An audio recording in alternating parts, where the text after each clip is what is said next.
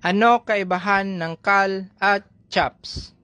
Ang Cal, mga boss, ay mga anak ng isang male at female ng magkaparehong strain pero di nakapasa sa ating basihan para tawaging goods. For example, itong full red na male at isang full red na female ay pinagsama natin at nanganak si female ng 5 at ginawa natin ang pagkakaling.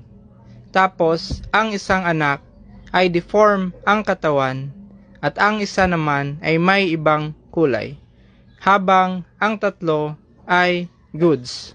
So, ang dalawang to ang tinatawag nating Cal.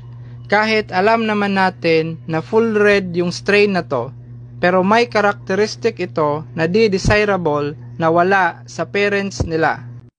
Ang Chaps naman, mga boss, ay anak ng 2 o higit pa na magkaibang strain na pinagsama-sama.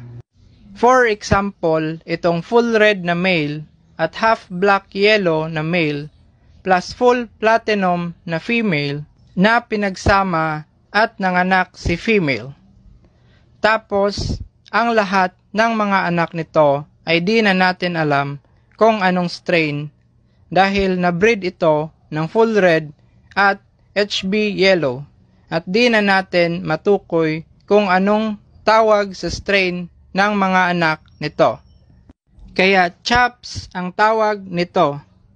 Tulad ng pagkain na chapsoy na halo-halo, mekos-mekos.